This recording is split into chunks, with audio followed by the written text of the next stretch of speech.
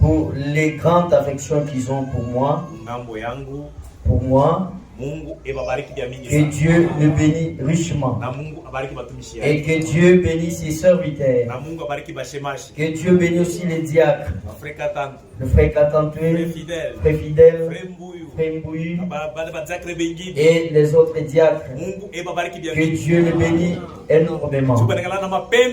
Puisqu'ils ont de l'amour envers moi. Comme leurs enfants. Que Dieu bénisse aussi les administrateurs. Qu'il bénisse aussi Frère Guy, qui est mon frère, mon ami. C'est énormément, ça fait énormément plaisir. Qu'il bénisse aussi la sœur Rebecca. Parce que pendant qu'on est chez eux, on est bien chéris. Que Dieu vous bénisse pour cela. Qu'il bénisse aussi mes sœurs. Pour tout ce que vous avez fait à l'égard de moi. Les sœurs se tracassent, c'est moi qui va préparer, c'est moi qui va préparer. Quel amour! Ma pendogani.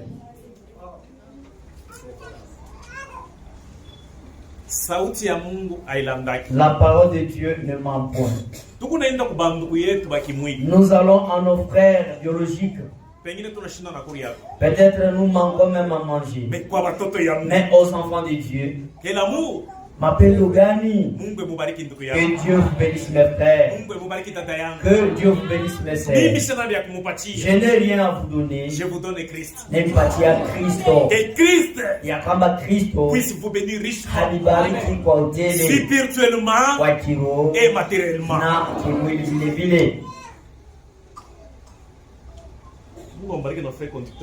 Que Dieu bénisse aussi le frère conducteur, je le vois aussi.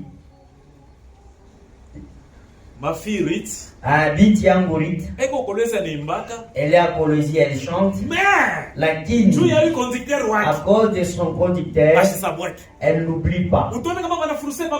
Ouais, quand on entend quelques chansons, Papa Kastiza nous avait enseigné, il met même des notes là. Je disais que c'était un bon titulaire. C'est pourquoi ce matin, voilà pourquoi ce matin, je jette des fleurs à notre chorale. Mais n'a pas ma fleur pour faire tout. Que Dieu vous bénisse. Je vous suivais là-bas. Il est chic. En ces jours-là, tu vas danser pour qu'il a pasteur à que chaque pasteur aura son groupe. Alléluia. Amen. Frère. D'où? Frère Katiza, viens. Avec sa commandement, aujourd'hui ça paraît comme le campagne, mais en ces jours, les anges demanderont d'où viennent ces gens. Il dit que ce sont, il vient de tel. Alléluia. Frère Katiza, la couronne avec votre bâtiment là. Veuillez entonner ces chansons et comment est-ce que tu voilà. Vous voyez comment est-ce qu'il et ça sera ainsi et ciel.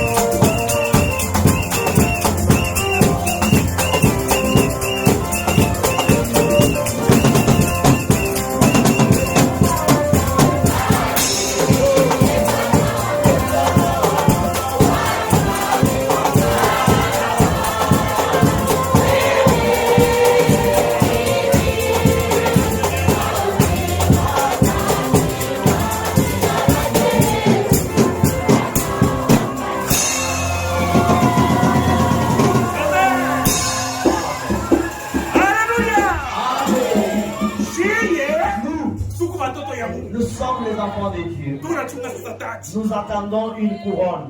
La couronne, c'est pour le vainqueur. S'il y a de vainqueurs qui ont vaincu le monde, qui ont vaincu le monde, c'est vous et moi. Veut persévérer, persévérons. Ce que nous écoutons, un jour, ça sera la réalité.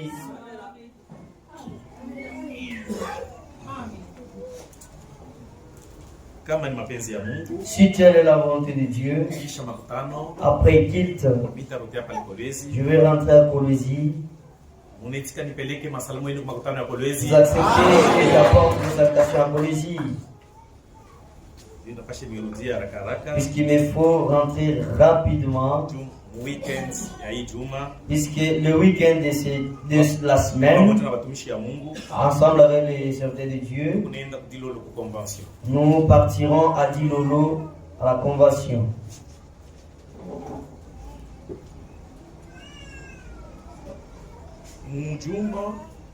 Le dimanche, au courant de la semaine, on parlait sur un sujet intitulé Kukimbia bila ujumbe, kukimbia bila mwito na kukimbia bila kutumwa.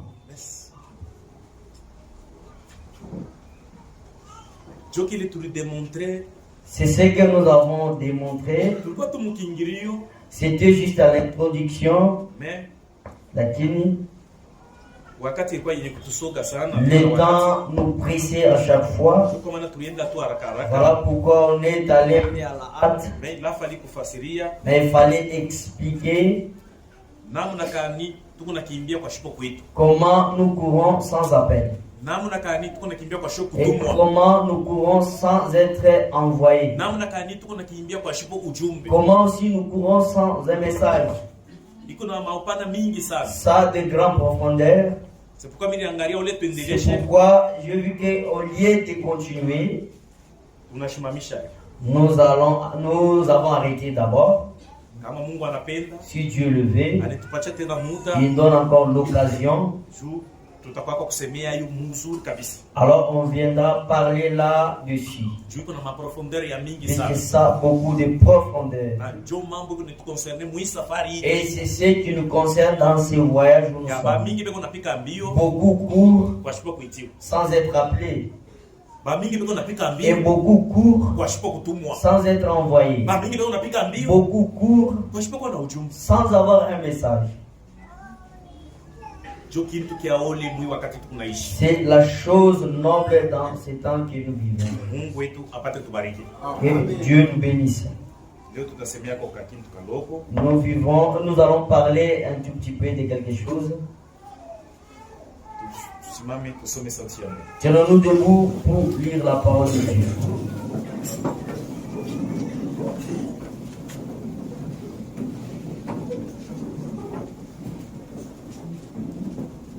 Jacques chapitre 3. Là nous sommes dans Yakobo sura yake ya 3. Verset 5. Shairi yake ya 5. De même la langue, hivyo ndivyo ulimi, est un petit manque, ni kiungo kidogo, elle se vante des grandes choses. Kinajivuna na maneno makubwa. Voici comme un petit feu, tazama sa vile moto kidogo peut embraser une grande forêt. Inaweza kuchoma pori munene. Mtakatifu wa batakatifu, Saint des saints, c'est toi notre Dieu du ciel. Tout le monde doit fléchir devant toi. Au-dessus de toi, en dessous de toi, il n'y a point notre Dieu. C'est pourquoi nous avons abandonné tout ce que nous devons faire pour honorer toi notre Dieu. Puisque nous savons que tous ceux qui t'honorent, toi aussi tu les honores. C'est pourquoi tes enfants, comme ils t'ont honoré, mais aussi l'honorer. Quand nous sommes approchés ici, chacun a des requêtes. Toi tu connais la requête de ton enfant, s'ils sont le malade, notre Dieu guérit-les au nom de Jésus. S'il y a ceux qui ont des problèmes, notre Dieu qu'il ait la solution au nom de Jésus-Christ. Bénis l'église tout entière. Bénis le pasteur et le pasteur associé, ensemble avec les serviteurs de Dieu et les diacres, les administrateurs, notre chorale et chaque membre de cette église. Voici, nous sommes dans la construction. Bénis tes enfants pour voir contribuer à ton œuvre. Et tout celui qui donne sa force pour que cette œuvre puisse aller de l'avant. Mon Dieu veut le bénir. Grand merci notre Dieu. Bénis tes serviteurs partout le monde. Bénis l'église partout le monde. Et bénis ton peuple Israël. Notre Dieu veut nous conduire depuis jusqu'à la fin de ce culte. Au nom de Jésus-Christ. Amen. Amen. Notre bien-aimé, unaweza kutushirikishia yako vous écrivez la langue. Kutuandikia ulimi. C'est ce que nous voulons parler. Ndio kile tunapenda kusemezea.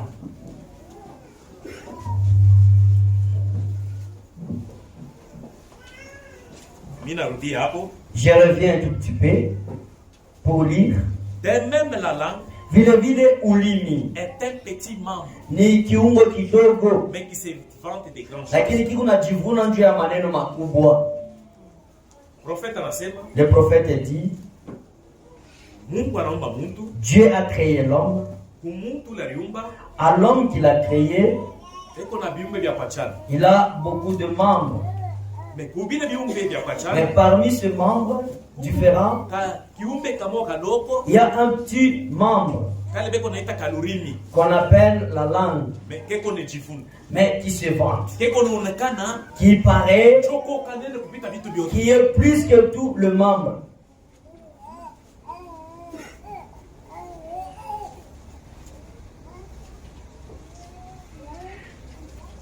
Voici comme un petit fait. Voici comme un petit fait. La langue est comme un petit fait. Un petit fait. Voyez la tige d'almet. C'est un petit là.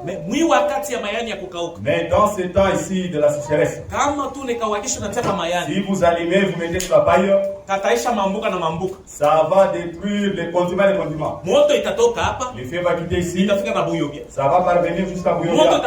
Le feu va quitter ici jusqu'à Loalaba. C'est comme ça et la langue. Une petite chose là. Mais la kin, ça détruit tellement. C'est ce qui détruit le monde entier. C'est ce qui détruit l'église tout entière. C'est celle qui détruit même les maisons des gens. La langue, un petit membre qui peut détruire, mais le monde entier, qui peut détruire toute l'église, qui peut détruire toute la famille.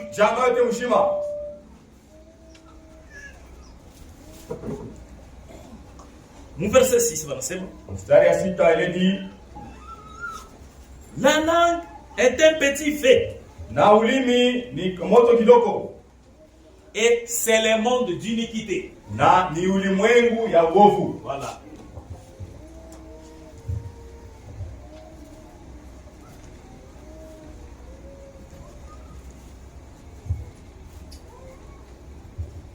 Monde d'iniquité. La langue, c'est un monde d'iniquité. Tout ce que nous voyons aujourd'hui dans cette vie, la destruction, beaucoup de choses que nous voyons, c'est à cause de la langue. C'est pourquoi la Bible est typifiée. Donc kwa maana Biblia inanifananisha ulimi et le monde na dunia. d'iniquité. Ulimi ni dunia ya uovu. Buwaji bote boko mu hii dunia. Toutes les meurtres se trouvent dans ce Hata monde. mafita yote ku mu hii dunia. Même toutes les gueules se trouvent dans ce monde. Hii kunatoka wapi? Ça provient d'où? Donc kulurimi. Ça provient de la langue. Hata fujo ku makanisa. Même des querelles dans les Hii églises. kunatoka wapi? Ça provient d'où? Kulurimi. Ça provient de la langue. Hata fujo ku manyumba. Même s'il y a des troubles dans la Hii maison. kunatoka wapi? Cela provient d'où? Kulurimi. Ça provient de la Joko langue. mana Biblia. C'est pourquoi la Bible Inasema ni dunia ya maovu. dit que c'est le monde d'iniquité. Hii kunaleta hii maovu yote tukunaona. C'est la langue qui amène toute l'iniquité que nous Hii voyons. kunaleta kubaya moto Ça tukunaona. apporte toute la méchanceté que nous voyons. Joko mana nabii anaendelea nasema. C'est pourquoi les prophètes continuent à dire. Na maandiko inaendelea nahakikisha. Et les Écritures continuent à témoigner aussi. Un enfant de Dieu, Mtoto ya Mungu avant de parler n'importe quoi, mbele ya kusema izuru il nini, faut qu'il tourne sa langue 7 fois. anapasha geuze lulimi yake mara 7. Mtoto ya Mungu Un enfant de Dieu asisema kanyeke sema ne kanya parle pas des autres. mbele ya kusema. Avant de parler, Inapasha achunguze vile vya il kusema. doit examiner ce qu'il veut prononcer. Ndio kwa maana nabii anaendelea nasema. C'est pourquoi les prophètes continuent à dire En toute chose, mubintu vyote pour un enfant de Dieu, kwa mtoto wa Mungu avant de parler, mbele ya kusema, même s'il y a un problème, hata kama pia mambo vaut mieux de se taire ye afadhali kuikala na kimya que de parler une seule fois. kuliko kusema mara moja. Et il continue, il dit, Na anaendelea kusema un enfant de Dieu, mtoto ya Mungu dans tout ce qu'il veut parler, vyote vile anaweza kusema il pèse ses mots. eko na vipima vitayenga wala pana. Mtoto ya Mungu asiseme kanisa. Un enfant de Dieu ne parle pas des autres. Hata tunatumika ni Même kanisha kanisa. si nous travaillons au travail à l'église, Usijiweke wewe njoka jombo. et vous placez par un comédien, Mungu ananime bantu bako na vous cheka. animez les gens en train de sourire. Angalia bila kuna sema. Regardez ce que vous prononcez Est-ce que là. kuku bantu bako bengine bako na kuanga? Est-ce qu'il y a certains frères qui sont Kama unaona choqués? kuku bantu bako na S'il y a kuanga. d'autres frères qui sont choqués, Acha. laisse-les parler. Hata ndani ya nyumba. Même dans la maison, Bila kuna sema. ce que vous parlez, Kama bibi yako na si kuanga. la femme est achoppée, Acha. laisse-le parler. Hata ndani ya nyumba. Même dans la maison, Bila nato kuna ce sema. que ma soeur te Kama dit, bwana kuna si kuanga. le mari est achoppé, Acha. laisse. Jo hali ya watoto ya Mungu. C'est ça la nature des enfants de Dieu. Nilianza kusoma lettre circulaire moya. J'ai lisé une lettre circulaire Ile iliandika kaka Sara mtoto wa Februari. qu'avait écrit Sarah, la fille à Frère Branham. Eko na témoigner quelque part kuna sema. Elle témoigne facilement fulani disant Aseme mu maisha baba na mama ile baliishi. que dans la vie que mon père et ma mère ont vécu, Mishi kona kata fwashi moya baba alifokiaka mama. je n'ai vu nulle part où le papa grondait la maman. Ile kitu kilinigusa sana. Cette chose m'avait tellement touché. Balikuya bantu. Ils étaient des humains. Baliishi mu dunia. Ils ont vécu dans ce monde. Mais Lakini, abakozi kufokiana je? ils ne se grondaient pas comment. Aseme dans la vie de mon père. Mu maisha ya baba yangu, Baba yangu alimfokiaka mama mara moya mon moto. père avait grondé ma maman une seule fois dans la voiture. Na njo kile kinifikisha Februari na makufa. Et ce qui a fait parvenir Frère Branham à mourir. Mwakati wanaenda kutikson, Quand ils étaient partis à Dixon, Rebecca nafasa kutomboka, Rebecca voulait se révolter un peu. anaanza kutembea na banduku Elle a commencé à se promener avec les frères. qui étaient encore des serviteurs de Dieu. Bale balikuwa watumishi ya Mungu, Que je ne dois pas citer les noms. bale mishe sikuta majina. Wakati Rebecca nafasa kutomboka, Quand Rebecca s'est révoltée, mama yake aliwa mzuri, Meda aliwa mzuri. Meda connaissait très bien. Mais alikuwa mwenye kuificha ile mama. Mais elle avait caché Wakati ses frère problèmes. mama anajua ile mama. Quand les frères Branham étaient revenus au Bana courant de toka na cela, Biblia na baba nenda kujitendre. ils sont sortis avec Billy aller s'étendre. Wakati frère mama alifumbula ile mama. Quand les frères Branham ont découvert cela, Maintenant il devrait retourner maintenant. Al-Pashi arudie. John anaanza kumuuliza Rebecca. Alors qu'il a commencé à demander à Rebecca. Anaanza kumuuliza Meda. Il a commencé à demander à Meda. Rebecca iko wapi? Où est Rebecca? Nini muonesha bado motoka nilikuwa na Je Biblia. lui ai dit de monter dans la voiture qu'a fait Billy. Biblia bwana anapita na tu anabakia wapi? Billy est parti, mais où est-elle? C'est en ce moment-là. Ile wakati Frère Branham. Frère Branham Anaanza il a kufoka. commencé à gronder. Anapika kuvola. Il tapait au volant. Mwili wakati anabeba bike Bic na papier. En ce temps, il a pris les stylos et un papier. Anaanza kuandika. Il a commencé à écrire. Et kunataisha mahubiri. Il préparait la prédication. Les serpents qui marchent sur les rochers. Et nyoka wale natembea pa maiwe. Ni mahubiri alipreparaka. C'est la prédication qu'il avait mais préparée. Mais il n'avait pas prêché cela. Il préparait mukashirani. Il préparait cela sous la colère. C'est ce que Sarah témoigne. C'est ça les jours où j'ai vu papa en train de gronder na maman. Sasa mwangalie maisha ya Shiba Kristo. Maintenant regardez la vie de nous les chrétiens aujourd'hui. Siku yote ni mpaka kufokea. Chaque jour il faut se gronder. Amen. Munjumba tu kunaishi sawa vile mpushi na mpanya. Dans la maison on vit comme le chat et le rat. Mais ni bantu wanachunga kwenda kumbi. Mais ce sont les chats qui attendent d'aller au ciel. Tutaenda kumbi mwili yani. Est-ce que nous irons au ciel dans cet état? Kunyumba kwako dada. Ah, dans votre maison ma sœur. Vous n'êtes pas dans la paix que vous êtes chez vous. Dans votre maison, mon frère, vous n'êtes pas dans la paix que je suis chez moi. Vous vivez comment? Vous vivez comment?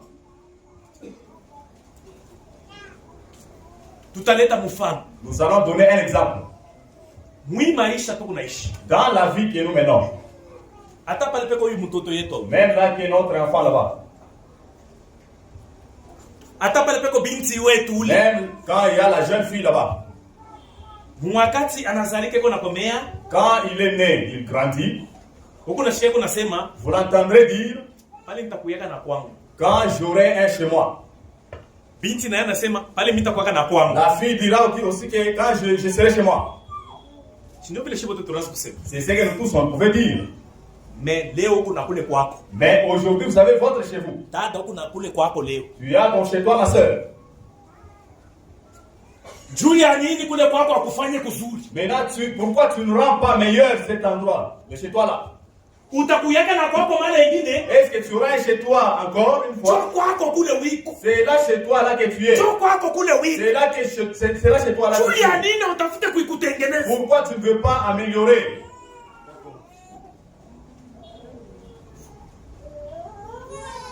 On vit pour une seule fois.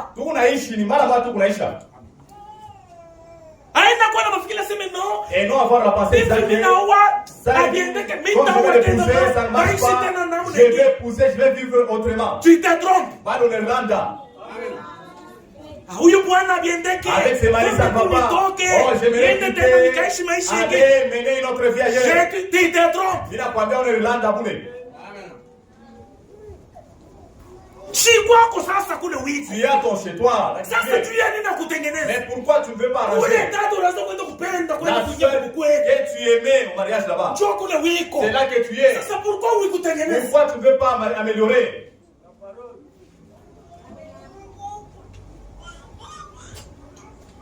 Tu es encore ici sur la terre. Tu es en train de mêler l'enfer ici.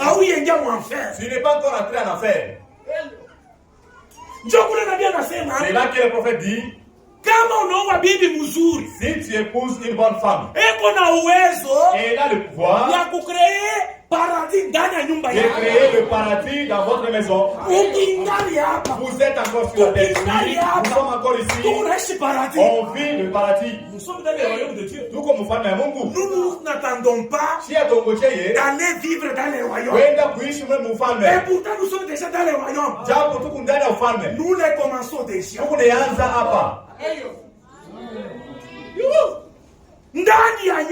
Dans la maison, le royaume de Dieu doit commencer dans la maison d'abord. Ça c'est comment il y a comprendre qu'il est qui. Si vous n'avez pas encore compris la chose, c'est pourquoi vos vies seront toujours des vies de querelles, des vies de coups. Pourquoi? Parce que vous n'avez pas encore compris la parole de Dieu. C'est vrai. Amen. C'est pourquoi plusieurs aujourd'hui, ils n'ont pas encore pris le message. Ils suivent seulement Kunji.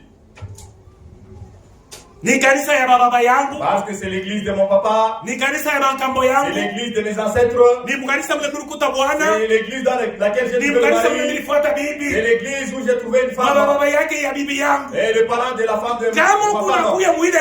Si tu viens comme ça, tu ne vas pas progresser.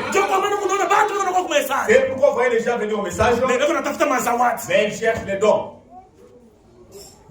ma conduite. Ils cherchent en gros. Ma conduite les conduites que tu cherches là, ce sont les démons que tu cherches. La vraie conduite que nous avons, c'est la parole de Dieu. C'est ça la vraie conduite. Le reste des conduites qui sortent des bouches des gens, ça provient de leur intelligence eux-mêmes. La Bible nous a dit clairement, même si vous êtes malade, mukunya mabonako ya mai, buvez les bonaparte d'eau. Asa binatoka wapi? Mais d'où provient cela? Binatoka wapi? Cela vient d'où? Même si vous êtes malade, kuyo shungulika kushare. Oh, venez contourner la chair. 7 fois. Marasaba. Binatoka wapi? Ça vient d'où? Mais la Bible nous dit, si vous êtes malade, appelez les anciens, qu'ils prient, qu'ils imposent les mains sur vous. Et si vous voyez que c'est tellement encore difficile, allez voir les pasteurs. Ils vont te voir introduire. C'est ça la conduite que Dieu a donnée. Mais le reste provient d'où? Écoutez d'abord ce que dit le frère Branham. Dans le message qui dit une robe d'occasion. Mujumbe inaitwa kanjo ya mkombo. Paragraphe 79. Paragraphe 79. Pourquoi cherchez-vous des visions? Pourquoi cherchez-vous des promesses? Pourquoi cherchez-vous des visions? Des prophéties? Des dons? Et pourtant nous avons la promesse. Ce que nous devons chercher, et à ce que nous devons regarder, c'est à la promesse de Dieu. La promesse que nous avons aujourd'hui, c'est la parole sous forme des Écritures. C'est ça la promesse que nous avons. C'est pourquoi chercher tout ce que vous cherchez. Vous vous troublez inutilement. Revenons à la parole de Dieu. Revenons à notre sujet. La langue. Un petit membre. Qui est détruit. Il est au sujet de la destruction. Il a déjà détruit. C'est pourquoi le monde entier est dans des combats. C'est la langue. Un homme est assis chez lui. Il vient ici, il détruit ça. La guerre provient d'où? De la langue.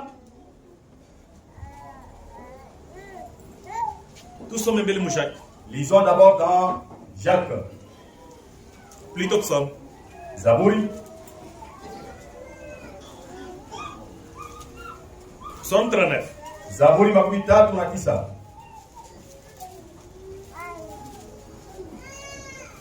Verset 2. Mstari ya kapili. Je disais, je veillerai sur mes voies de peur de pécher par ma langue. Je mettrai un frein à ma bouche. Un enfant de Dieu, il cherche à mettre un frein. Ah. Mutoto ya Mungu, un enfant de Dieu, dans toute sa vie, dans tout ce qu'il dit, il cherche à mettre le frein à sa langue. Même si j'avais quoi dire, sans vouloir un enfant de Dieu, j'avais raison dans mes paroles. Mais pour chercher la vie de paix, je ne peux pas plaider à mon sujet. Je laisse seulement le parler. Même si le mari gronde dans la maison, la soeur, dans ce qu'il gronde là, toi tu as raison. La Bible nous apprend ça. Soit, il y a seulement le frein. Dans tes paroles que tu voulais prononcer. Même si c'était meilleur. Pour chercher la vie de paix. C'est ça la manière de vivre pour un enfant de Dieu. Même avec le voisin que nous avons. Même si vous avez raison. Ne paraissez pas comme vous avez raison. Mais toujours là que nous allons, ils vous donneront raison. Proverbe chapitre 10. Mezali sura ya 10. Verset 19. Mstari yake 19.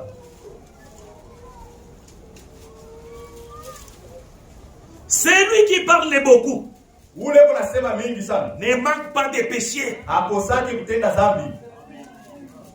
Kule kunsoko wiko ni paka wewe unasema. Au marché, c'est seulement toi qui parles. Mule mumisi wiko ni paka wewe unasema. Dans le bus, c'est toi qui parles. Kule kukashi wiko ni paka wewe unasema. Au travail, c'est toi qui me fais parler. Mungu sema en parlant beaucoup. Mungu na asi. Là tu pêches. C'est pourquoi il faut contrôler ce que vous avez. C'est pourquoi il faut contrôler ce que vous prononcez. Il ne faut pas parler beaucoup en désordre. Mais celui qui retient ses lèvres lakini ule nazuiza est un homme prudent. Ni mtu mwa mkalamushi. Amen. Ce n'est pas dire que quand tu parles là, tu es malin. Non. Les autres ne parlent pas. Ce n'est pas dire qu'il manque à parler. Peut-être qu'ils connaissent. C'est plus que toi-même. Tu racontes l'affaire de la radio. Peut-être que tu n'as pas bien compris. Peut-être le français t'a échappé. Mais toi tu mets même du sel là. Quand il t'observe, ces frères issus du tabernacle, c'est un menteur. Il ne donne pas de bonnes informations. Même si tu connais, cherche à te taire seulement. C'est ce que le prophète dit.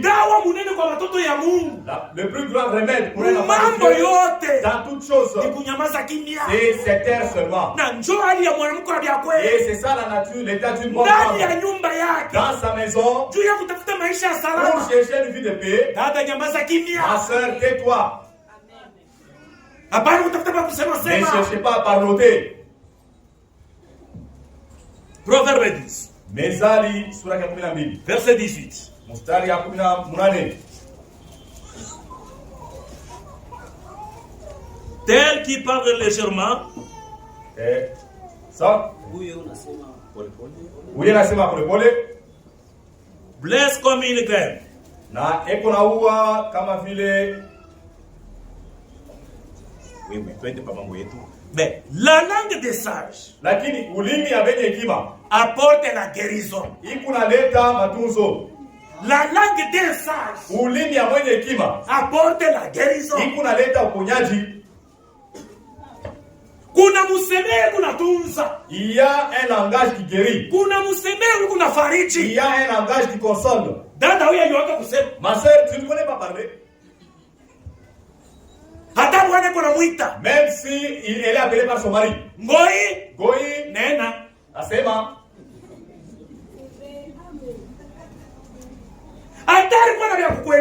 Même s'il avait quelque chose à te dire.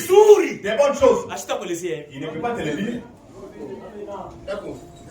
Rit. Qu'est-ce que tu veux me dire? C'est ça la réponse pour un enfant de Dieu. Rachel. Quand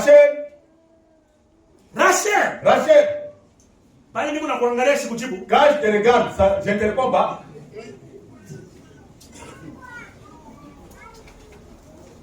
Il est tabia. Ses caractères. Il est salama munyumba. Que ça apporte la paix dans la maison. Ça va commencer à troubler le mari. Même s'il marche. Comme on parlait avec le frère hier là. Il dit que ceux qui parlent d'eux-mêmes en cours de route, en tout cas ce sont des hommes. Tu l'as déjà troublé à la maison. Je n'ai pas encore épousé moi ici.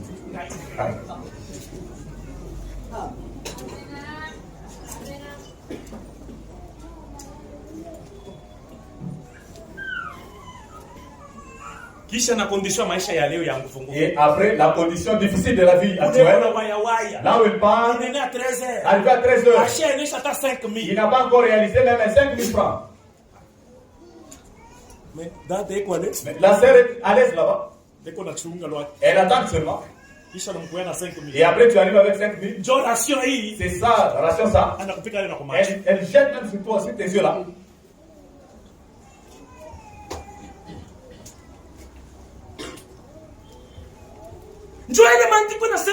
C'est ce que les Écritures disent ouvertement. Mais la langue des sages apporte la guérison.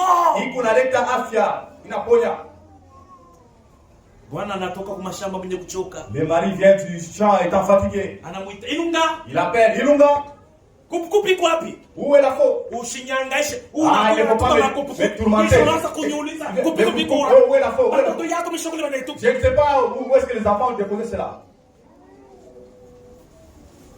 Une femme sage, même si elle ne connaît pas là où le mari a été, elle saura comment caresser son mari. Tranquillise-toi, je vais te le chercher. Elle entre.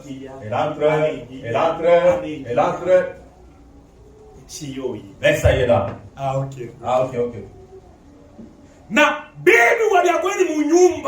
Et une vraie femme dans la maison, elle connaît la place où se trouve toute chaque chose.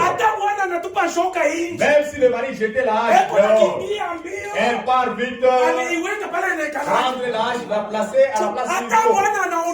Même si le mari demandait la nuit, elle est prête à le faire sortir et lui donner cette hache. Même les chaussettes du mari, elle connaît où poser cela. Le mari cherche les chaussettes, il cherche dans le seau là de farine.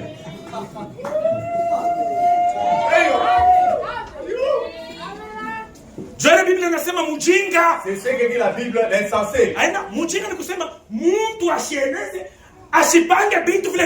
C'est une personne qui ne met pas les choses correctement.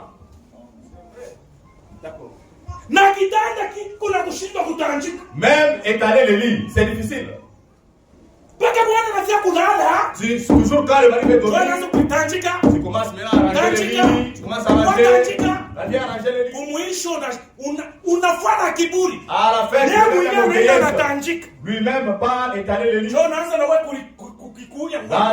vient maintenant monter et dormir. Honte à toi. Honte à toi. Le lit. On arrange cela quand? Honte à toi. Honte à toi. Elle connaît répondre. Une vraie femme. Dieu l'a donné un langage là meilleur.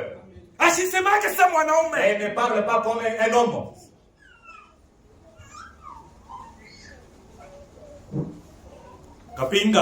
Kapinga. Avec. Il y a un homme là-bas.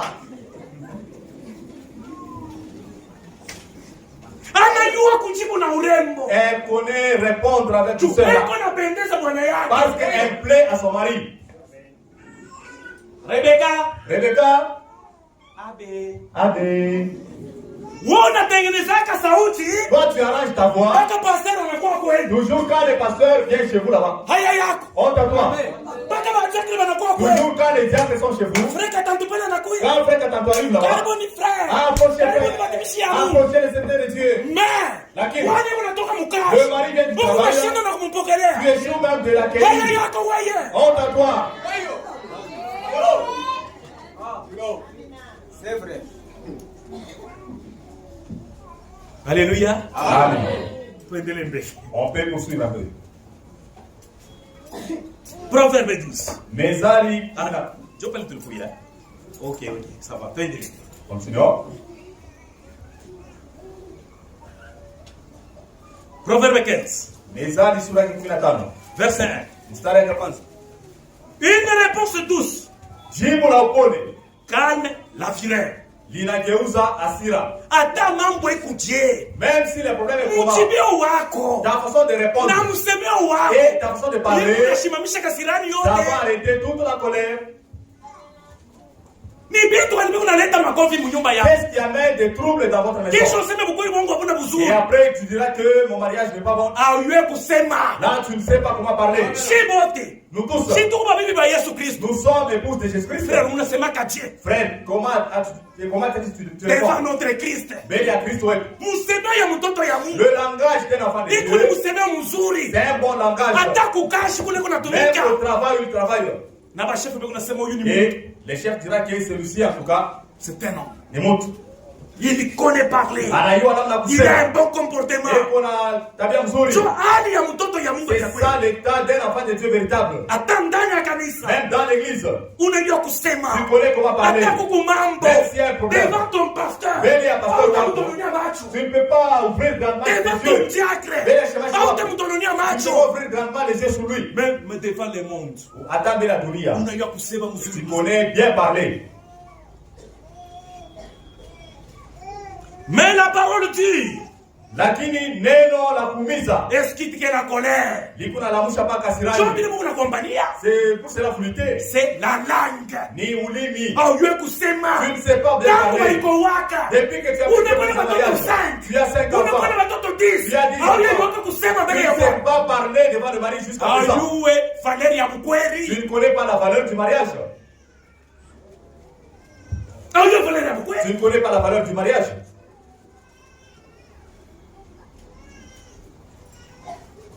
Verset 2. La langue des sages rend la science aimable.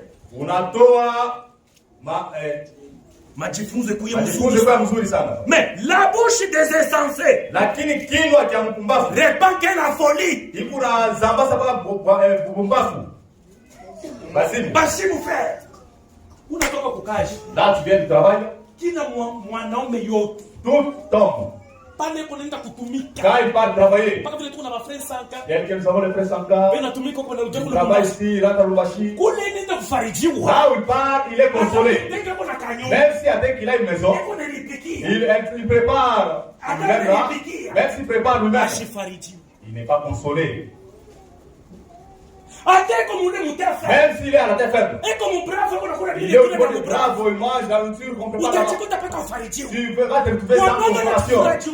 Le mari s'est consolé quand il rentre chez lui. Même si c'est dans une maison à paille. C'est là qu'il trouve sa consolation. Il rentre chez lui. Il demande de trouver la consolation.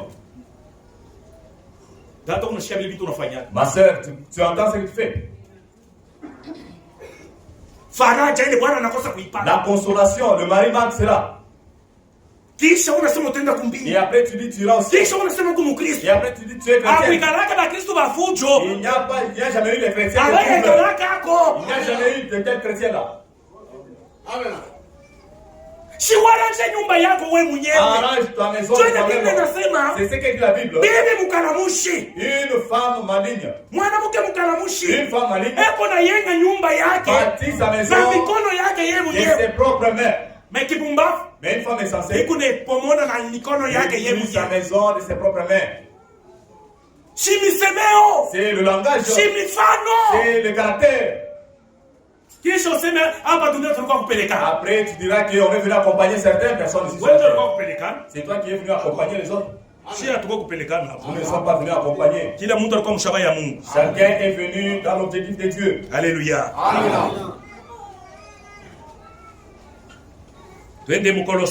Allons-y dans Colossiens.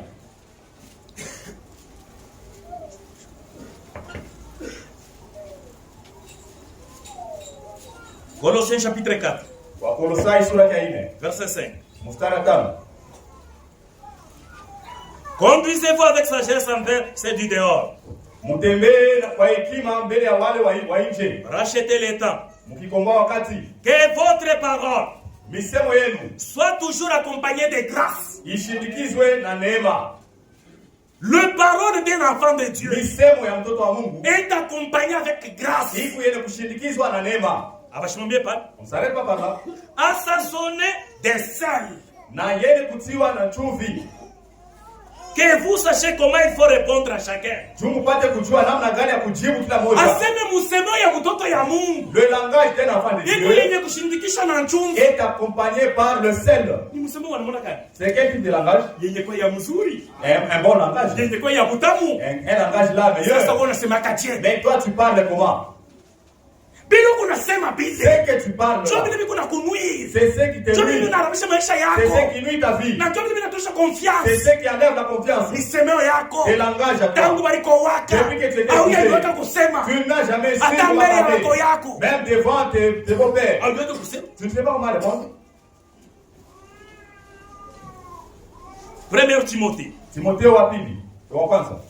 Chapitre 4. Sura ya 4.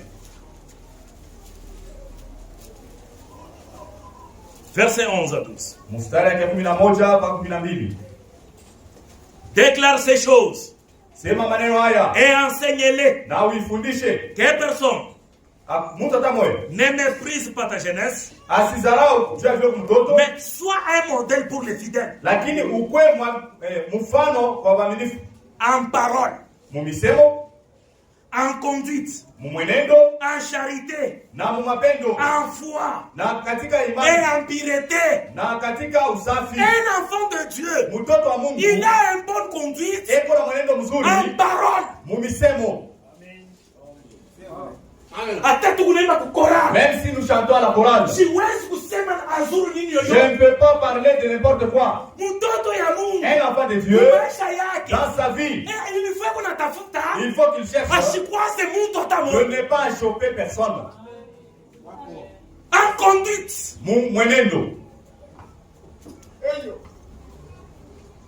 dans ta vie, si votre langue n'est pas vêtu de la parole de Dieu ou des choses spirituelles, c'est-à-dire elle est vêtue de la venin mortelle. La venin mortelle. Voilà.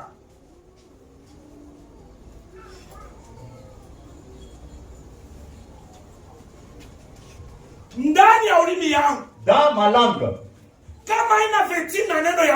si ma langue n'est pas vêtue de la parole de Dieu, si n'est pas vêtue des choses spirituelles, c'est pourquoi ça tue, ça trouble, ça divise. Venin mortel. C'est ce qui règne sur beaucoup de gens aujourd'hui. Dans le monde entier. C'est pourquoi tous les hommes sont devenus des méchants. Pourquoi? Ils ont la venin mortelle. Et c'est venin mortel. Ça tue beaucoup. C'est quoi? Poisson. De plus que ce qu'on dit, le poisson. Maintenant, quels sont les venins mortels? Ça, qui tue plus que les poissons. Voilà. Tous sont mes belles poissons. Disons d'abord Mouchak. Dans Yakobo. Jacques chapitre 3. Yakobo sura 4. Verset 8. Mais la langue, aucun homme ne peut la dompter. Ule kasukurisha ule. Ule wakabwa. C'est lui qui est commérant. Kama kuna sema hapa. S'il parle là-bas, ashikapula hata kwa macho. Il ne cligne même pas les yeux. Ataba na mkengula. Même si on le dédaignait, tu ya acha ile mambo. Pour qu'il abandonne cela. Yeye kupaka nasema. Lui ne fait que parler. Ataba na mkengula. Même si le mari la regardait de dédain. Yeye ndio penye na pandisha na mimi. Ah là, elle va même hausser la voix. Aucun homme ne peut la dompter. Oui. C'est un mal qu'on ne peut réprimander.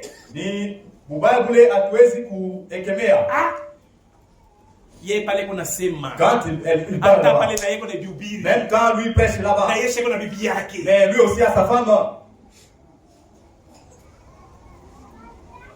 Quand il parle là, Surtout comme ni mtumishi wa Mungu. Surtout si c'est local. Munaisha naye kujua bibi yake. Vous connaissez même sa femme. Bibi yake shane bisemaka. Et sa femme aussi a toujours dit de telles choses. Eh man ko ne peut réprimander. Vous voyez pour la west ku kekemea. Elle est pleine d'une venin mortel. Iko ile kujaza na sumu ya kuua. La langue est pleine d'une venin mortel. Ulimi kujaza na sumu ya kuua. Maintenant, quels sont les venins mortels qui tuent aujourd'hui? Hii masumu ya kuua leo ni nini? Qui tuent le monde. Ile kunaua dunia. Qui tuent l'église. Ile kunaua kanisa. Qui tuent les maisons. Ile kunaua manyumba. Qui tuent les foyers. Ile kunaua majamaa. Les venins mortels qui tuent. Hii sumu ya kuua. Nous avons tuko na les calomnies. Ya kwanza ni masingiziano.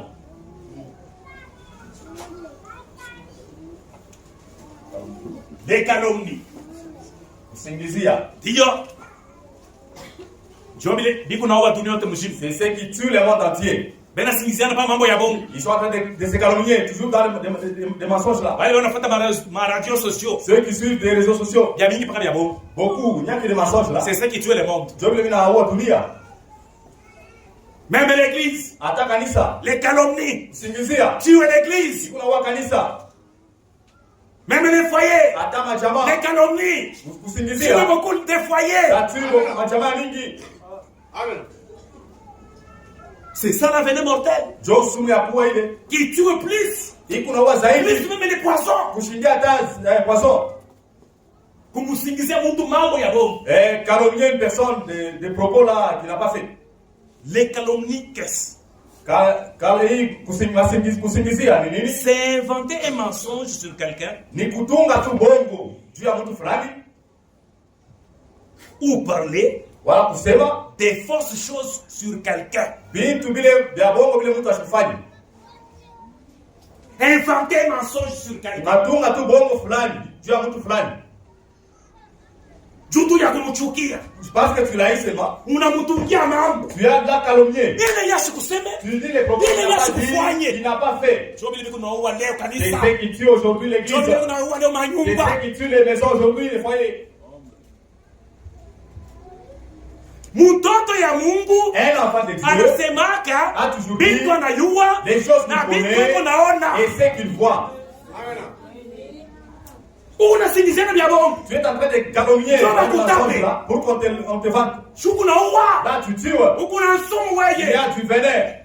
Acha ni maisha. Abandonne cette vie-là. Amen. Haina maisha watoto ya Mungu. Ce n'est pas une vie des enfants de Dieu. Ni maisha ya shetani. C'est une vie du diable. Tunyanja na tuchomoleka kwa Mungu. Parce que c'est lui qui nous a tous calomniés auprès de Dieu. Inventer un mensonge sur quelqu'un. Kutunga tu bongo fulani, yula mtu fulani. Unakuta tu binti wa frère. Tu retrouves la fille du frère. Ou wala wa dada yetu. Ou bien de notre sœur. Beko natoka kwa masomo. Venant de l'école. Na kagote yake. Avec son sac au dos. Unamkuta hicho shimama. Tu la retrouves étant avec ses collègues. Beko na sumbuli. Ils sont en train de s'échanger des paroles. Wewe dada unafika. Toi sœur, tu arrives là-bas. Unaenda kwa dada mwingine. Tu vas chez notre sœur. Ule dada. Cette fille-là. La fille de la sœur Naomi. Elle est adultère. Je l'ai retrouvée avec des garçons. Oh, voyez cette fille, voyez cela. Peut-être celui avec qui ils se sont tenus. C'est son frère. Est-ce que tu les as demandés? Amen. Les sons de calomnie. Est-ce que tu les as demandés? C'est pourquoi j'ai toujours dit à chaque fois. Dans la parole de Dieu. Ne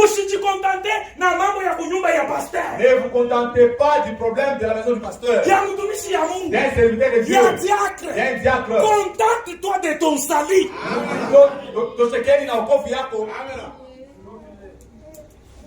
Dans les choses que tu te plonges là-bas, ça ne peut pas te donner le salut.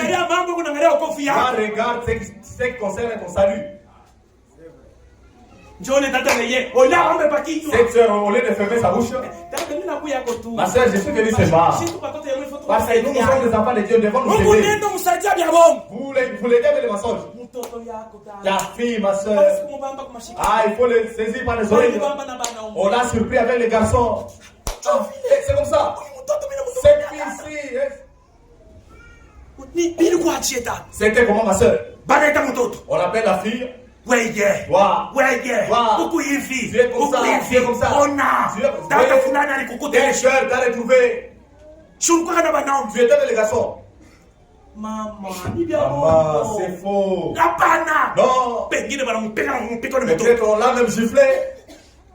Maintenant, toi, tu sors, tu pars chez toi. Cet enfant va te considérer. Elle commencera à parler à ses amis. Cette maman ici est commérante. Nous devons éviter cette vie. Nous n'avons pas cherché pour que les maïcha. Continuons d'abord. Des fausses accusations. Des fausses imputations. Il faut les éviter. Il n'a pas cherché pour que les mamans filent. Tu accuses ton frère dans le faux. Pour gagner quoi? Même si c'est à l'école, tu accuses ton frère. On ne pas son salaire est ajouté, non. Amen. Nous devons éviter ça. Jésus-Christ vient bientôt. Beaucoup vont rater le ciel à cause de ce qui sort de leur bouche. Il faut examiner ce qui sort de votre bouche. Vous pesez cela très bien. Si sont égaux à la parole de Dieu. Kama diko. Si c'est conforme à la parole de Dieu. Ils sont d'abord dans Waroma. Romains chapitre 3. Waroma sura 3.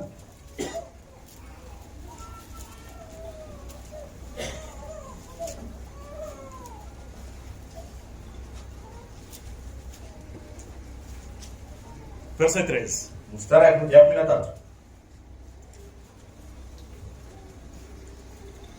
L'air gossier. C'est un spirque ouvert. Les gossiers. Les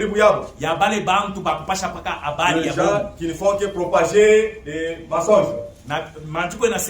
La Bible dit c'est comme des sépulcres ouverts. Pour tuer les gens, on les introduit là-bas. C'est pourquoi c'est quand tu calomnies ton frère, tu l'as déjà tué. Voilà. Ils se servent de leur langue pour tromper. Ils ont sur leurs lèvres un venin aspic.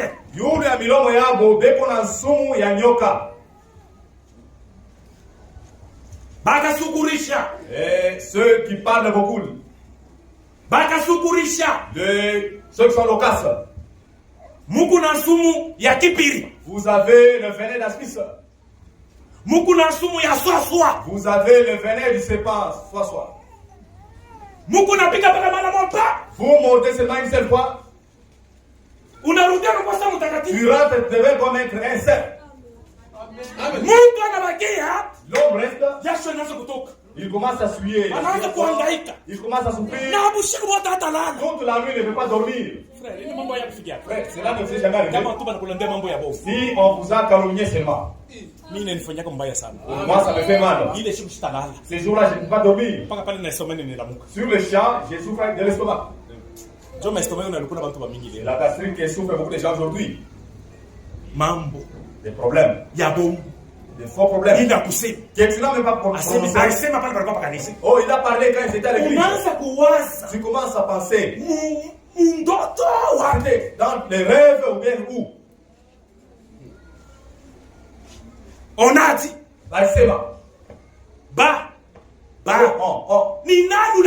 Qui a dit c'est on là?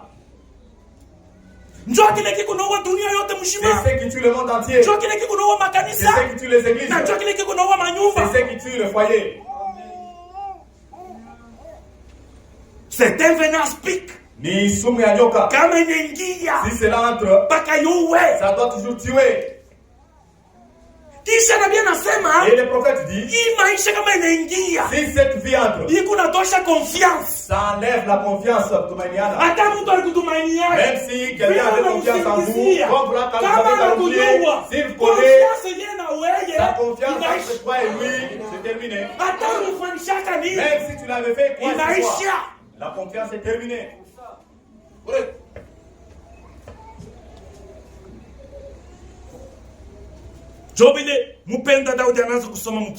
C'est ce que dit le bien-aimé David dans Psaume. Oui. Psaume 140. Zaburi 114.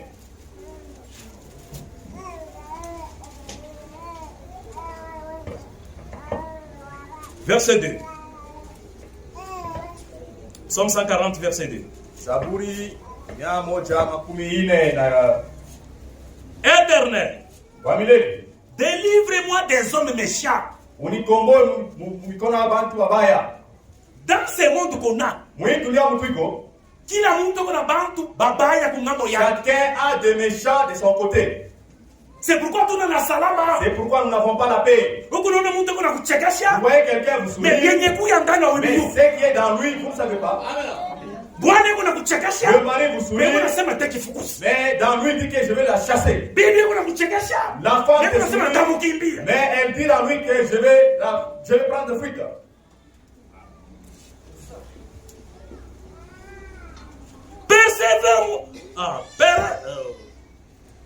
Préservez-moi des hommes violents.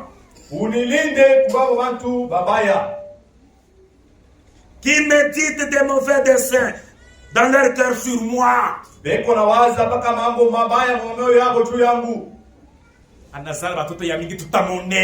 a beaucoup d'enfants, nous allons voir. On ne peut plus l'aider. C'est ce que les membres de ta famille disent. Ne pensez pas qu'il vous loue. Même si tu as mis enfants, il lance un cri de joie. Il ne sait que mettre au monde. Nous allons voir.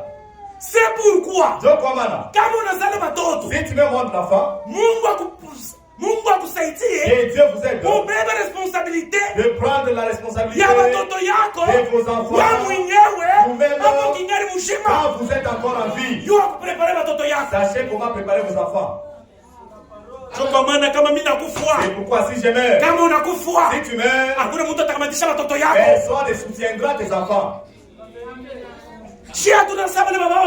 Nous ne sommes pas comme les anciens parents. Ceux qui ne connaissaient pas Dieu, s'ils me montrent les enfants restent dans le monde comme les serpents. Ils vont se débrouiller eux-mêmes. Les enfants que tu as mis au monde, aujourd'hui tu as 5, aujourd'hui tu as 8, aujourd'hui tu as 10. Tu prépares pour leur avenir. Tout ce que tu reçois, tu ne fais que bouffer. Tu manques même la parcelle. Quand on va commencer à te le chanter, c'était ici l'endroit des fidèles. Vous devez comprendre ça. C'est pourquoi mon Christ, c'est pourquoi un chrétien, il n'est pas un errant. C'est quelqu'un qui est stable. Il montre qu'on n'a pas fait. Il connaît ce qu'il fait. Ma soeur, faites asseoir votre mari.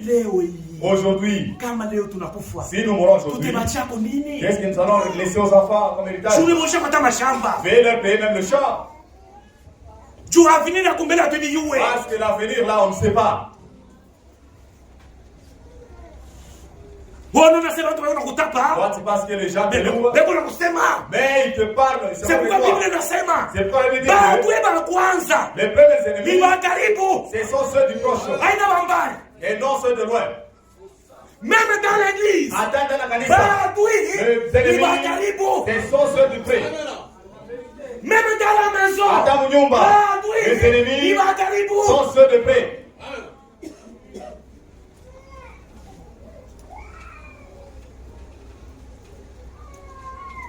Il aiguisa leur langue comme un serpent. Vous voyez un serpent? Il a toujours eu la séduction. Salam ne fait que... Il fait sortir là, il fait entrer. Bongo. Là, c'est le mensonge. Bongo. C'est faux. Dadaye, tout enjo dadaye. Notre soeur, c'est toi, notre soeur. C'est toi, ma soeur. Toi, soeur. Mon frère. Mon cadette, notre cadette. C'est toi, c'est toi. Attention. Attention. C'est pas attention. Sopoka. Mumambo yote semekuja. Dans toute chose bien. Dans chaque chose bien. Wewe kuepuka na vingine. Ni moto kwenda kuingishia. C'est dans le feu qu'on t'introduit. Qu'il puisse trancher ce problème, il est aussi un homme. Il est déjà responsable de sa maison. La responsabilité que Dieu nous a donnée. Chacun avec sa maison. L'homme quittera son père et sa mère. Il s'attachera à sa femme. Il n'a pas gouvernement par les nains. Ça devient un gouvernement qui a commencé. Continuons parce que le temps file. Ok. Nous courons vers le temps. On a fusé au Kati. Ils ont sur leurs lèvres un venin pique. Sumu ya nyoka. Il vous fait sourire. Mais il a du venin. C'est pourquoi la langue. C'est pourquoi ulimi. C'est une mauvaise chose. Mutasoma mu 1 Timothée chapitre 6. Vous allez lire Timothée wa kwanza sura 6 verset 4. Mstari ya 4. Tunasema nous parlons la venin mortelle. Sumu ile kunaua. Qui tue plus. Ikunaua zaidi. C'est les calomnies. Ni kusingizia. Après les calomnies. Après kusingizia. De ya pili la médisance. Médisance kusema mambo ile mtu atafanya basi kufanya. La médisance. Mashimango.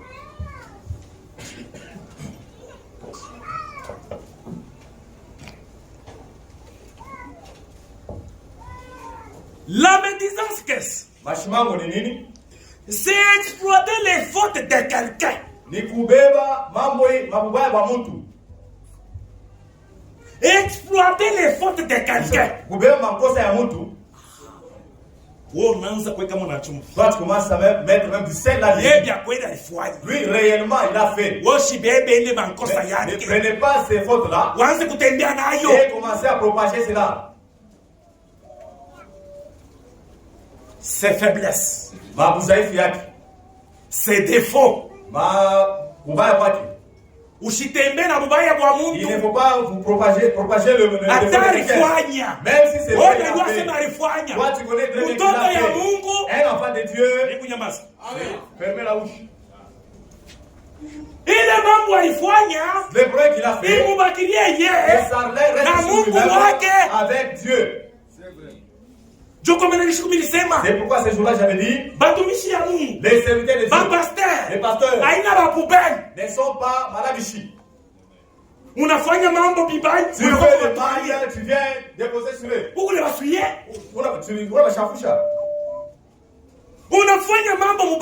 fais le mal. Même dans l'église. Même dans le monde. Et après tu viens te tenir ici. Oh frère, je vais demander à l'église pardon. J'ai parti loin. Cette soeur-là. Je demande pardon à l'église. Que Dieu me pardonne. Que l'église me pardonne. J'ai la courtisée. J'ai couché avec elle 7 fois. Laisse. Tu nous suis. Tu nous suis.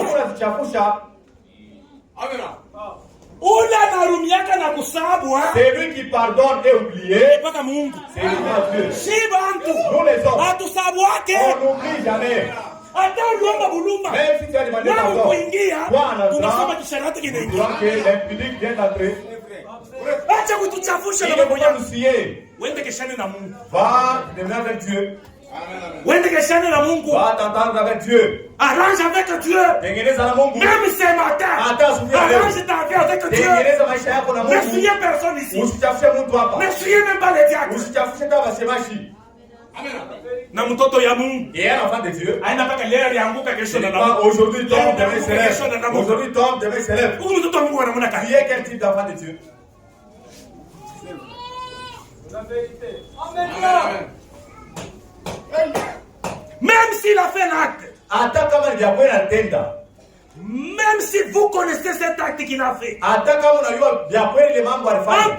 enfant de Dieu. En tant que serviteur de Dieu. Ne dites à personne. C'est pourquoi la Bible nasema. C'est pourquoi le prophète dit. Les pasteurs sont des mâles.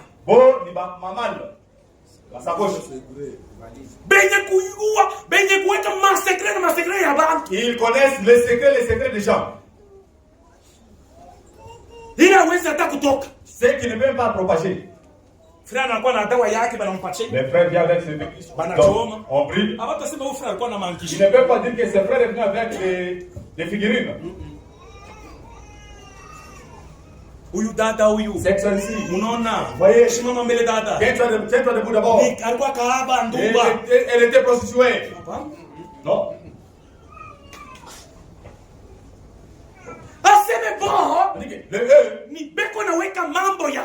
C'est-à-dire, ils sont des sacs à parole.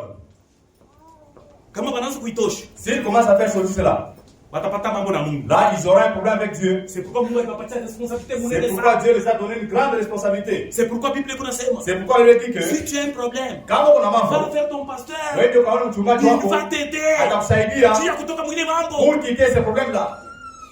Mais toi, tu pars voir un frère là et là. Il va propager à tout le monde. Tu pars dire à une sœur là et là. Elle va parler à tout le monde. Alléluia. Amen. Nous devons éviter de parloter à les autres. Même si ce qu'on est chez vous, réellement il a fait. C'est pourquoi la Bible dit que si tu vois ton frère, toi qui l'as vu, va le voir.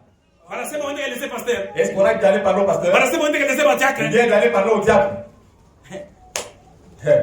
Je viens vous parler, vous les diacres. Frère Papi, c'est vous qui êtes des diacres. Cette soeur-là, allez seulement la conseiller. Frère Papi, n'y allez pas. Venez envoyer seulement à lui-même qu'il puisse partir. C'est lui qui l'a vu. S'il ne t'écoute pas, pour la première fois, pour la deuxième fois, prends un autre témoin. Allez-y le voir pour la troisième fois. S'il ne vous écoute pas, maintenant venez annoncer à cette affaire à l'église. Toi, tu l'as vu, abandonner cette fille-là. C'est ce qui vous lie, vous ne prospérez pas. Si les commérages s'accentuent, vous n'aurez même pas la bonne santé. Parce que tu es commère. Les affaires de gens.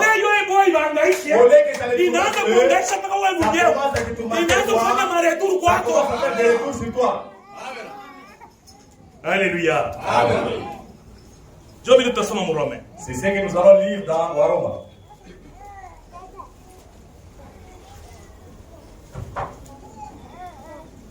Oui. Romains 14. Waroma sura 14.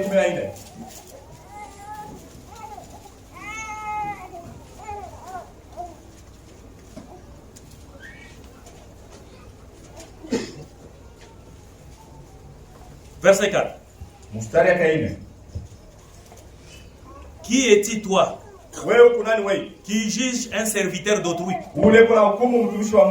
S'il se tient debout, s'il tombe, cela regarde son maître.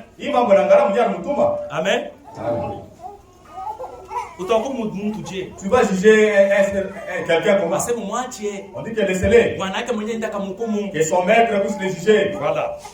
C'est pourquoi je suis tout C'est pourquoi nous parlons durement pourquoi. Le jugement des enfants de Dieu commence dans la maison de Dieu. Un enfant de Dieu il prend la décision pour qu'il puisse pas être jugé ce jour-là. Verset 10. Mais toi, pourquoi juges-tu ton frère? Ou toi, pourquoi méprises-tu ton frère? Puisque nous comparaîtrons nous tous devant le tribunal de Dieu. On a lu comme verset 12. Ainsi chacun de nous rendra compte à Dieu pour lui-même. Kila mtu atenda kusanga juu yake yeye mwenyewe à son propre sujet.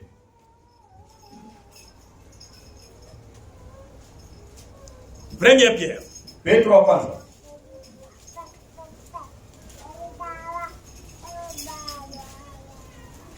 Première Pierre chapitre 2. Petro wa kwanza sura ya pili verset 1. Mstari ya kwanza. Rejetons donc basi tutupe toute malice, uovu wote et toute ruse, na ila yote, la dissimulation, na udangalifu, l'envie, na kutamani, et toute médisance, na masingizio yote. Amen. Amen. Ile maisha yote, toutes ces genre de vie là, rejetons ça. Tubitupe, ubaki à l'aise, et tu laisses tu vas te sentir même léger. Mambo kama inakupita, si les problèmes te dépassent, même à l'église, ça te sera difficile de venir. Parce que tu t'es chargé des affaires des gens. Depuis toi. Ou tu touches et vous voulez. Voilà. Médisance. Et masingiziano. Kitu kibaya sana. C'est une mauvaise chose. Et notre veneno mortel. Sumu ingine unaua. Les fausses témoignages. Maushuda ya uongo.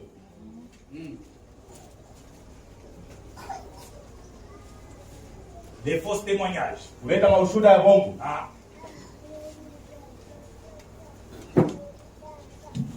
Hiki kitu Mungu alikichukiaka tangu Agano la Kale. Cette chose Dieu l'a hissé depuis l'Ancien Testament. Chokila anaanza kuonesha Moïse. C'est pour cela il disait à Moïse. Aseme mimi nakatala mtu kuleta false témoignage. Juste que je refuse que l'homme annonce des fausses témoignages. Kwa kupenda témoigner. Pour témoigner.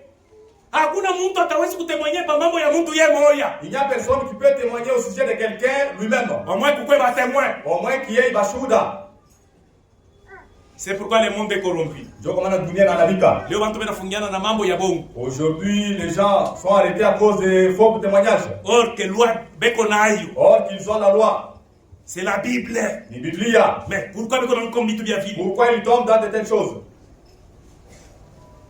C'est là où le prophète dit, mais fausses témoignages, c'est parler des choses que vous n'avez pas vues. Défendre des problèmes que vous n'avez pas vu, que vous n'avez pas été présent. Quand on t'appelle, toi tu parles, tu témoignes.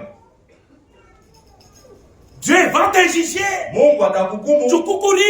Parce qu'il y a des gens qui nous regardent sur tous les problèmes. C'est pourquoi il faut éviter d'être un faux témoin. C'est ce que dit la Bible dans Bézali. Proverbe chapitre 6. Bézali sura ya 6.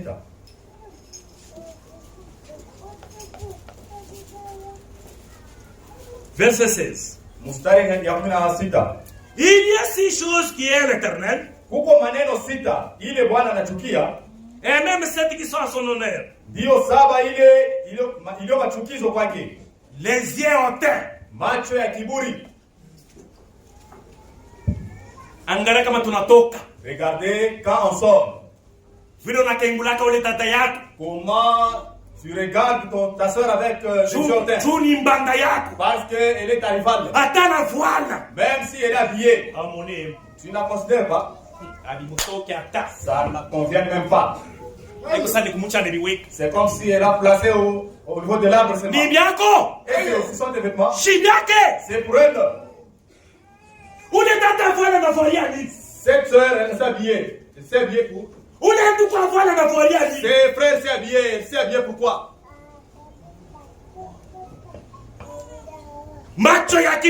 Les yeux hautains.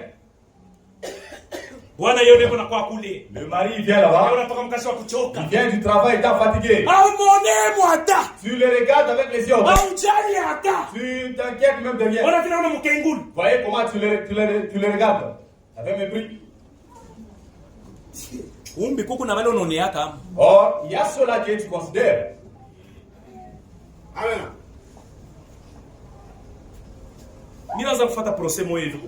Je suivais un procès à Bolivie. Le mari et la femme, ils regardaient à la télévision. Et on a fait sauter un homme. La femme a dit que en tout cas, ce jeune garçon, la maman, il est beau. Même ses sourcils. Voilà déjà c'est. Le mari a dit il a changé la face. C'est-à-dire, moi, tu ne me considères pas moi. Allez, va chez monsieur là. Va chez monsieur. Va chez monsieur. Vas-y.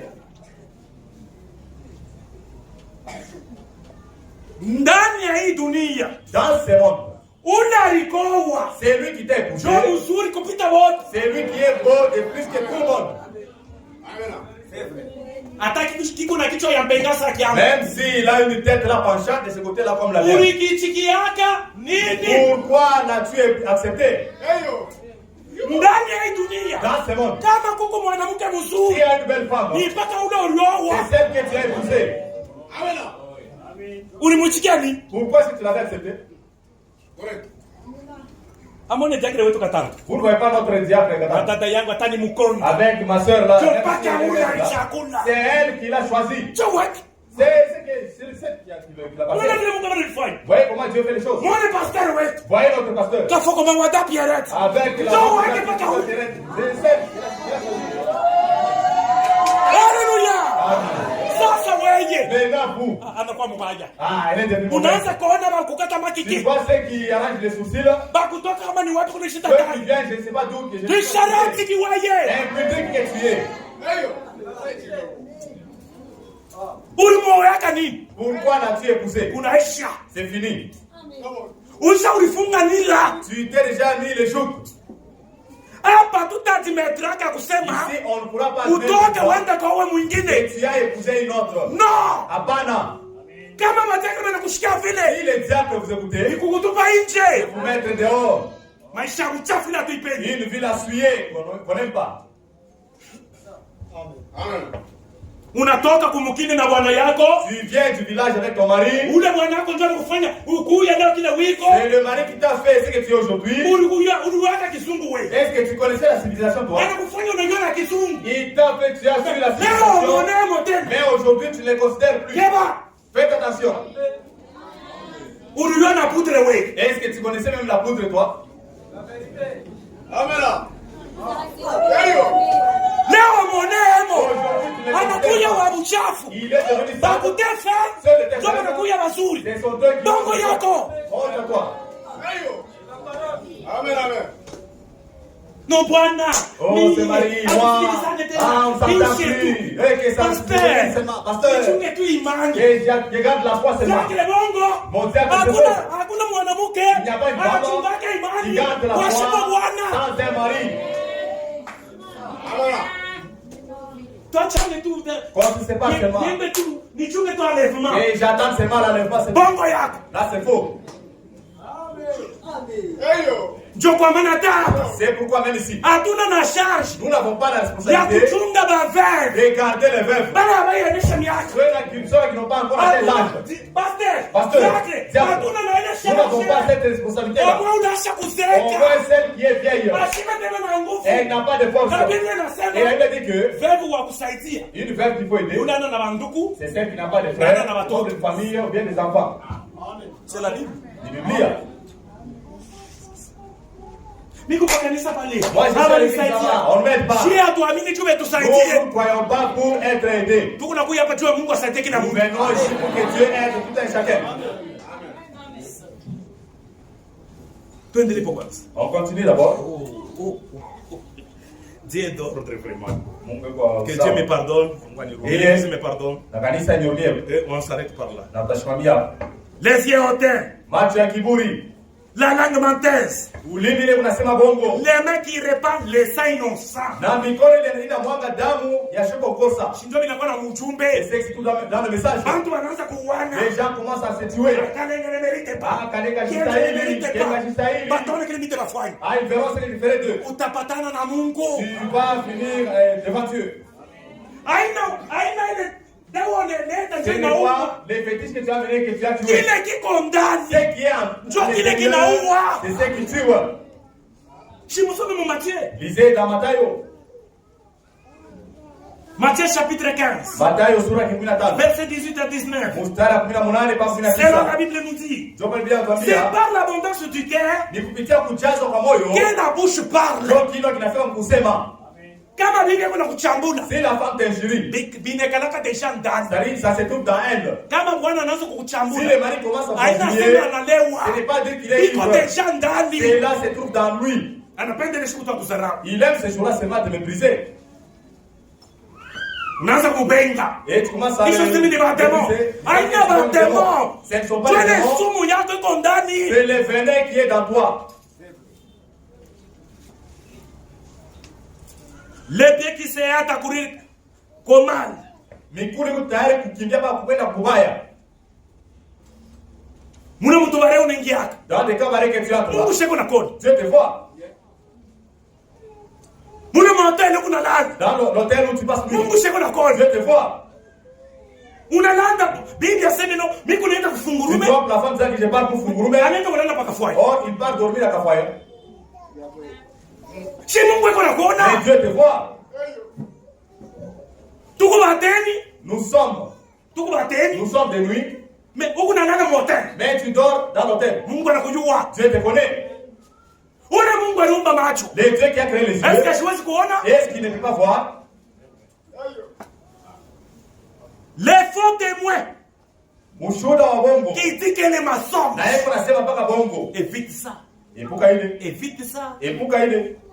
Ndio vile Mungu anasema mtasoma mu Deutéronome chapitre 5. Vous allez lire même dans Deutéronome chapitre 5, Verset 20 à 21. mstari 12 na 21. Mungu anamueleza Israel, Dieu dit à Israël, mimi nakatala kuleta ushuhuda ya bongo katika je taifa yangu. refuse d'annoncer les faux témoignages à mon peuple. Na shia atake watoto ya Mungu. Et nous, les enfants de Dieu, Nakatala kuleta ushuhuda ya bongo katika nous ya watoto ya Mungu. refusons d'annoncer les faux témoignages parmi les enfants de Dieu. Tafuta kusema vya kweli. Cherche à témoigner ce qui est Hata vrai, ndani ya nyumba yako. même dans ta maison. Hata kuna watoto wa Bwana. Même si tu as le mari, les enfants du mari, Bonjo bangifu. ce sont eux qui sont des voleurs dans la maison. Batoto wako bakule mipaka bo. Tes enfants mangent, mais ce sont ceux du mari qui ont mangé. Kisha unabeba ule dada mtoto unamweka butumwa. Et tu prends cette soeur, la fille, tu la rends comme esclave. Yeye ndio wa kushota maji. C'est elle qui doit puiser de l'eau. Yeye ndio wa kusukuna mansani. C'est elle qui va faire la vaisselle. Kibonge cha mtoto mwanaume. Kiweka kinakosa kuwa esclave. Mais tu la rends comme esclave. Batakurudishaka na byoko batoto yako. On va te le payer par tes enfants aussi. Juu hautaishi milele. Parce que tu ne vivras pas éternellement. Bila unafanya mtoto wa Ce lenyewe. que tu fais à l'enfant d'autrui, Na wewe batakurudishaka byoko bako. cela te reviendra parmi tes enfants aussi. Juu kwa mimi byoto C'est unafanya. pas tout ce que vous faites. Oui bipese. Veuillez peser cela. Surtout moi banamuke. Surtout pour les femmes. Surtout pour les femmes. Je ne parle pas des sœurs.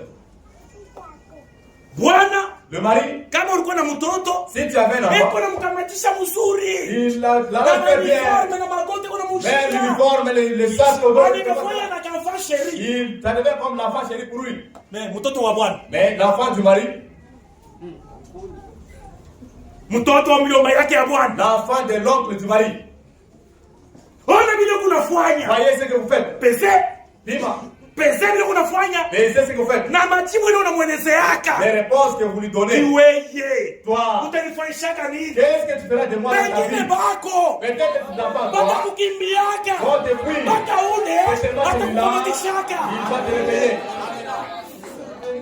Amwibione. Vous ne voyez pas cela? Vous ne Amwibione. voyez pas? Neno ya Mungu La parole de Dieu inabakia mpaka yabe ya kweli. reste toujours la vérité. Tukamate neno ya Mungu. Tenons la parole de Dieu. Tutembe muboka ya Mungu. Marchons dans la crainte de Mungu Dieu. wetu anatupenda. Notre Dieu nous aime. Mtoto ya Mungu. Un enfant de Dieu. Bila vyote kona sema. Tout ce qu'il dit, Ebi il pese. doit peser cela. Alega. Kumwangalia Et la parole de Dieu. neno ya Mungu. Que Dieu nous bénisse. Mungu atubariki. Au nom de Jésus-Christ. Jina Yesu Kristo.